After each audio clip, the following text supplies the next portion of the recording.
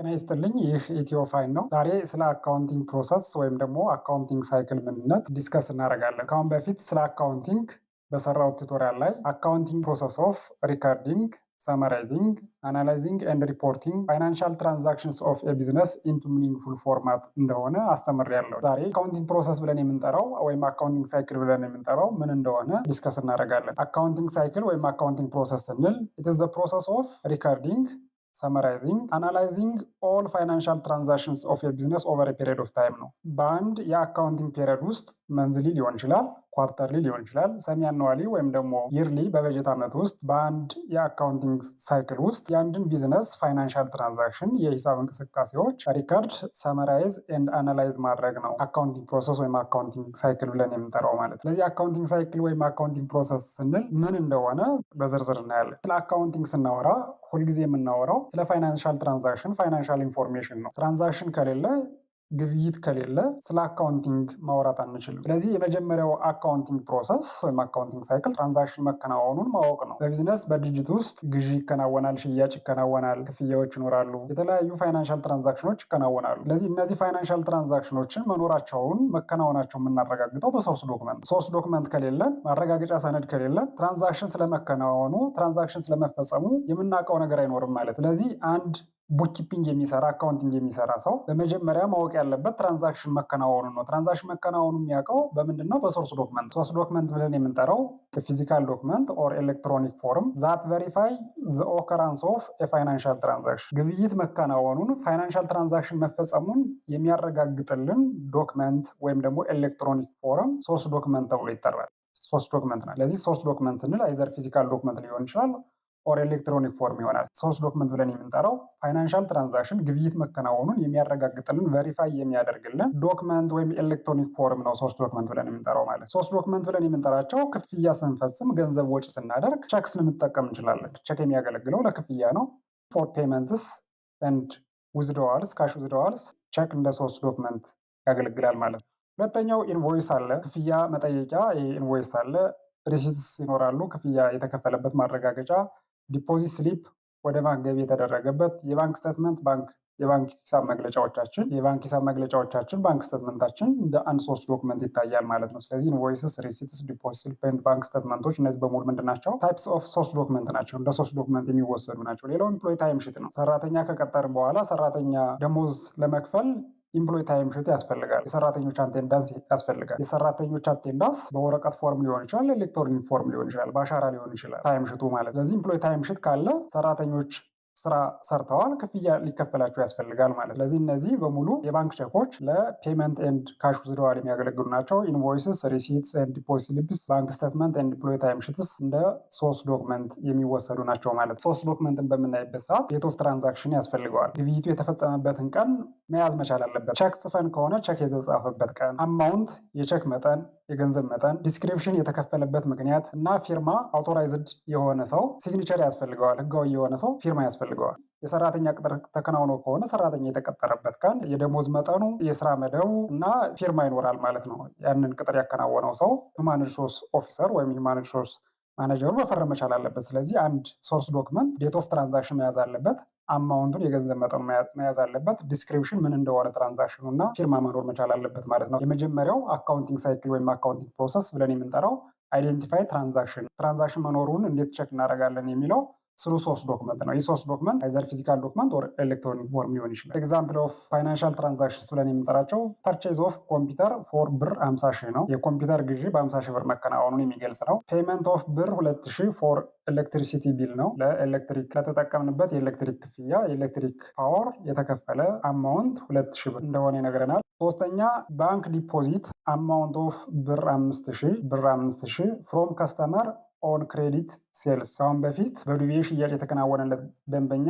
ወደ ባንካችን 5000 ብር ዲፖዚት አከናውኗል። እነዚህ ትራንዛክሽኖች ናቸው። እነዚህ ትራንዛክሽኖች መኖራቸውን ሀፕን ማድረጋቸውን ካረጋገጥን ቀጣይ ምን ሄደው ወደ የት ነው? ወደ ጆርናል ኢንትሪ ወይም ሪካርዲንግ ነው የምንሄደው። ፐርቼዝ ኦፍ ኮምፒውተር ፎር ብር 50 ሺህ ስንል ኮምፒውተር መገዛቱ የምናውቀው በ2 ነገር ልናውቅ እንችላለን። ኮምፒውተር ግዢ ሲፈጸም የግዢ መጠየቂያ ይኖራል። ሁለተኛ ክፍያ የተፈጸመበት ፔመንት በቼክ ከሆነ ክፍያ የተፈጸመው በቼክ፣ በባንክ ዲፖዚት ከሆነ ባንክ ዲፖዚት። ሌላው ሪሲት ነው። ሪሲት እንቀበላለን። ሽያጭ ያከናወንልን ሰው ኮምፒውተር ስለመሸጡ ደረሰኝ ይቆርጥልናል። ሪሲት አለን ማለት ሪሲት አለ። ስለዚህ እነዚህ ነገሮች ምንድናቸው? ይህ ትራንዛክሽን ለመከናወኑ ማረጋገጫ የሚሆኑ 3 ዶክመንትስ ናቸው ማለት ነው። 3 ዶክመንትስ ናቸው። የኤሌክትሪክ ክፍያውን ብንወስድ የኤሌክትሪክ ክፍያ ስንከፍል መብራት ኃይል ደረሰኝ ይቆርጥልናል። ባንክ ዲፖዚት አማውንት ኦፍ ብር 5000 ይሄ ወደ ባንካችን መግባቱን በምናረጋግጣለን፣ በባንክ ስቴትመንታችን እናረጋግጣለን። እነዚህ በሙሉ 3 ዶክመንት ናቸው። ትራንዛክሽን መፈጸሙን ሊያረጋግጡልን የሚችሉ 3 ዶክመንቶች ናቸው ማለት። እነዚህን ትራንዛክሽኖች መኖራቸውን ሀፕን ማድረጋቸውን ኦከር ማድረጋቸውን ካረጋግጥን ቀጣይ ወደ ጆርናል ኢንትሪ ወይም ሪከርዲንግ ነው የምንሄደው ማለት ነው። ጆርናል ኢንትሪ ወይም ሪከርዲንግ ብለን የምንጠራው ፋይናንሻል ትራንዛክሽኑ በተከናወነበት ቀን፣ ግብይቱ በተከናወነበት ፋይናንሻል ትራንዛክሽኑ በተከናወነበት ቀን የጊዜ ቅደም ተከተሉን ጠብቆ መመዝገብ ነው። የጊዜ ቅደም ተከተሉን ጠብቆ መመዝገብ ነው። ክሮኖሎጂካሊ መመዝገብ ነው። ምዝገባ ስናከናውን ሁልጊዜ አካውንቲንግ ሩል ደብል ኢንትሪን ተከትለን ነው የምንመዘግበው። ደብል ኢንትሪን ወይም ደግሞ አካውንቲንግ ሩልን ተከትለን ነው የምንመዘግበው። አካውንቲንግ ሩል ወይም ደግሞ ደብል ኢንትሪ ስንል አንድ ፋይናንሻል ትራንዛክሽን ሲመዘገብ፣ አንድ ግብይት ሲመዘገብ ቢያንስ 2 ሂሳቦች አትሊስት 2 አካውንትስ መነካት ይኖርባቸዋል ወይም ደግሞ አፌክት ይደረጋሉ ማለት ነው። አፌክት ይደረጋሉ። አትሊስት አካውንትስ አፌክት ይደረጋል። ያም ምዝገባ የምናከናውነው ስሩ ዴቢት ኤንድ ክሬዲት ነው ማለት ነው። ስሩ ዴቢት ኤንድ ክሬዲት ነው ምዝገባ የምናከናውነው ማለት ነው። ዲአር ማለት ዴቢት ማለት ነው። ሲአር ማለት ክሬዲት ማለት ነው። ስለዚህ ሁሌ በአካውንቲንግ ሩል ክሬዲት ራይት ሳይድ ነው፣ ዴቢት ደግሞ ሌፍት ሳይድ ነው ያለው። ሁሌ ሲሰፍሩ በቀኝ በኩል ክሬዲት ሳይድ ይሰፍራል፣ በግራ በኩል ደግሞ ዴቢት ሳይድ ይሰፍራል። ስለዚህ ዴቢት ኤንድ ክሬዲት ምንድነው? የአካውንቲንግ ሩል ነው።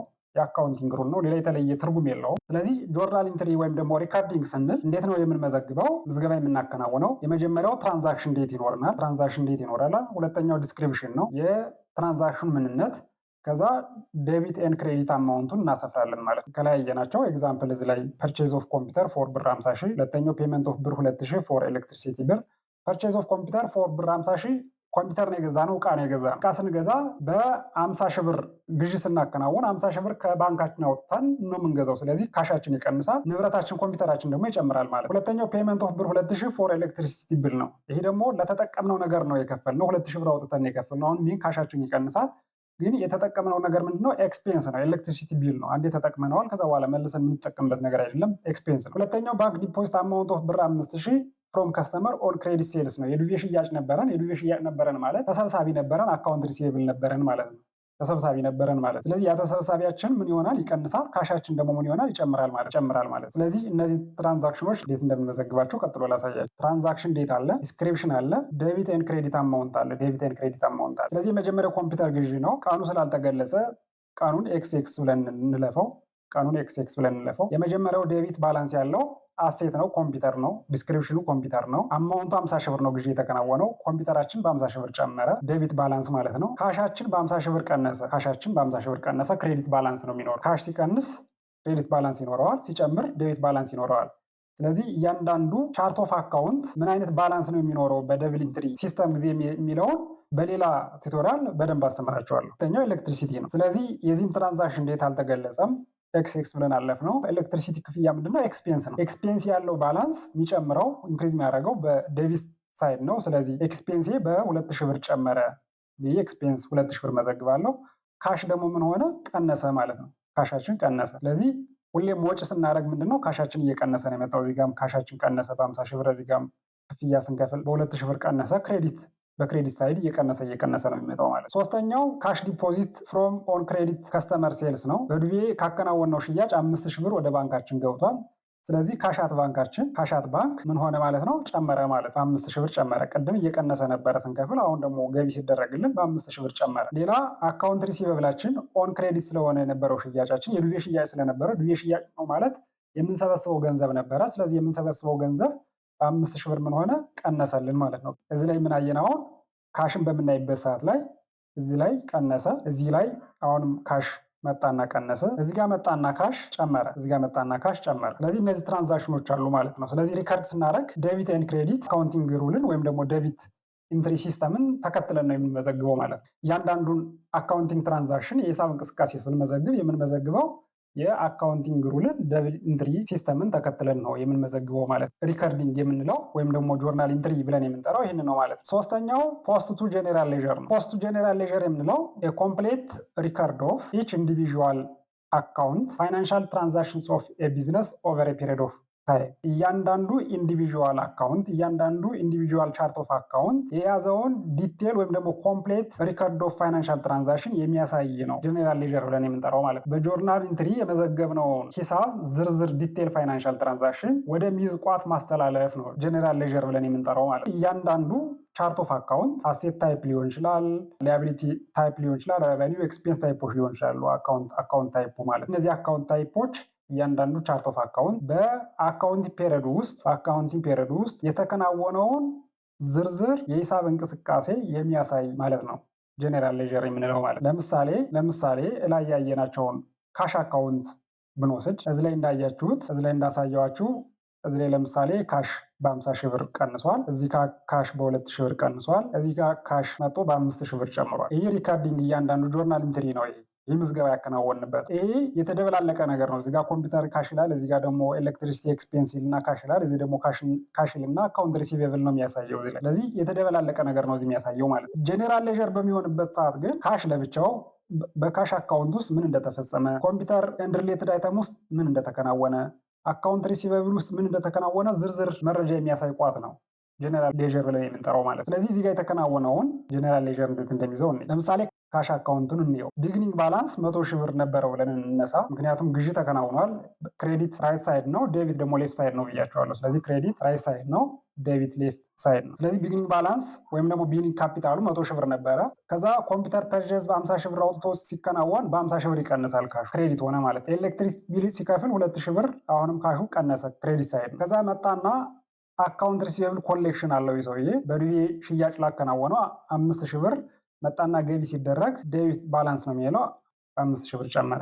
ስለዚህ ኢንዲንግ ባላንሱ 100 ሺህ ብር ሲቀነስ 50 ሺህ ብር ነው። ከዛ 50 ሺህ ብር ነበረን ባላንሳችን። እዚህ ጋር ስንመጣ 50 ሺህ ብር ነበረ ባላንሳችን። ባላንሱ 50 ሺህ ብር ነበረ። ከዛ 2 ሺህ ብር ወጪ ሲደረግ 48 ሺህ ብር ነበረ ባላንሱ። ከዛ መጣና 5 ሺህ ብር ሲደመር 53 ሺህ ብር ሆነ ማለት 53 ሺህ ብር ሆነ ማለት። ስለዚህ ይህንን እያንዳንዱን አካውንት ዝርዝር ወይም ደግሞ ኮምፕሌት ሪከርድ ኦፍ ፋይናንሻል ትራንዛክሽን የሚያሳየን ቋት ጀኔራል ሌጀር ተብሎ ይጠራል ማለት ነው። ጀኔራል ሌጀር ተብሎ ይጠራል። ስለዚህ ጀኔራል ሌጀር ብለን የምንጠራው የእያንዳንዱን ቻርት ኦፍ አካውንት ኮምፕሌት የሆነ ዲቴል ፋይናንሻል ትራንዛክሽን የሚይዝልን ቋት ማለት ነው ጀኔራል ሌጀር ብለን የምንጠራው ማለት። ከጀኔራል ሌጀር ቀጥሎ የሚመጣው ትሪያል ባላንስ ማዘጋጀት። ትሪያል ባላንስ ብለን የምንጠራው አት ሰርቴን ፖይንት ኢን ታይም የእያንዳንዱን ሊስት ኦፍ ጀኔራል ሌጀር ዴቢት ኤንድ ክሬዲት ባላንስ ሪፖርት የሚያሳይ ነው። ሊስት ኦፍ ኢኳል ዴቢት ኤንድ ክሬዲት ክሎዚንግ ባላንስስ ኦፍ ኦል ጀኔራል ሌጀር አካውንትስ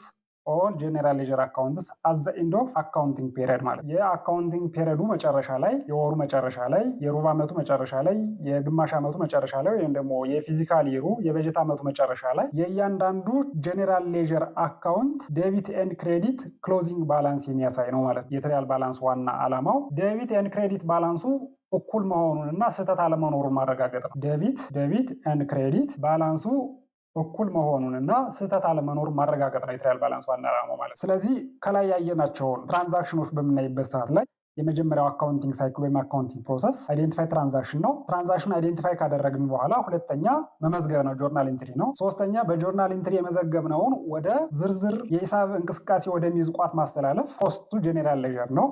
ዜን አራተኛው ትሪያል ባላንስ ብለን የምንጠራው የእያንዳንዱን ጀኔራል ሌጀር ዴቢት ኤንድ ክሬዲት ክሎዚንግ ባላንስ የሚያሳይ ነው ማለት ነው። ዴቢት ኤንድ ክሬዲት ክሎዚንግ ባላንስ የሚያሳይ ኮምፒውተር ፊክስድ አሴት መዝግበናል፣ ካሽ መዝግበናል፣ ኤክስፔንስ መዝግበናል፣ አካውንት ሪሲቬብል መዝግበናል። ስለዚህ በእያንዳንዱ ጀኔራል ሌጀር አካውንት ምን እንደተከናወነ ኢንዲንግ ክሎዚንግ ባላንሱ ምን እንደሚመስል ነው የምናየው ማለት። ስለዚህ ካሽ ያለን ባላንስ ስንት ነው? 53 ሺህ ነው።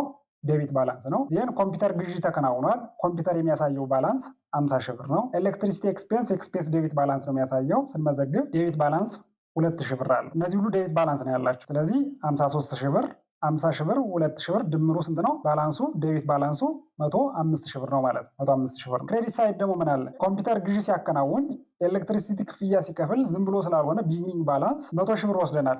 100 ሺህ ብር እንደ ካፒታል ብንወስደው ካፒታል ክሬዲት ባላንስ ነው ያለው 100 ሺህ ብር አለ። ሴልስ በዱቤ ሽያጭ ያከናወነ የተሰበሰበ 5 ሺህ ብር አለ። ሴልስ ነበረ ማለት ነው። ስለዚህ ሴልሳችን 5 ሺህ ብር ነበረ። 5 ሺህ ብር አለ። ድምሩ 105 ሺህ ብር ይሆናል ማለት ነው።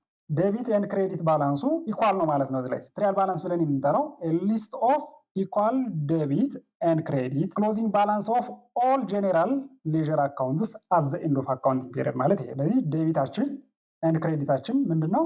105 ሺህ ብር ኢኳልስ 105 ሺህ ብር ሆኖልናል ማለት። ስለዚህ ትሪያል ባላንስ ብለን የምንጠራው ይሄን ነው። ትሪያል ባላንሳችን ዴቢት ኤንድ ክሬዲት ባላንሳችን ኢኳል መሆኑን ማረጋገጥ መቻል አለበት። የቢዝነሱን የሂሳብ መዝገብ ስንመዘግብ የሂሳብ መዝገባችን ስንመዘግብ የተሳሳትነው ካለ የዘለልነው ባላንሱ አልገጥም ያለ ካለ ምን እናደርጋለን? የማስተካከያ ምዝገባ እናከናውናለን። የማስተካከያ ምዝገባ ወይም ደግሞ አጀስቲንግ ኢንትሪ እናከናውናለን ማለት። ለምሳሌ ይህንን 2000 ብር ኦሚት ባረገው ይሄ ባላንስ ስንት ነው ይመጣልኝ? ይሄ ባላንስ 105 ሺህ መምጣቱን ትቶ 103 ሺህ ብር ይሆንብኛል ማለት ነው። 103 ሺህ ብር ይሆንብኛል።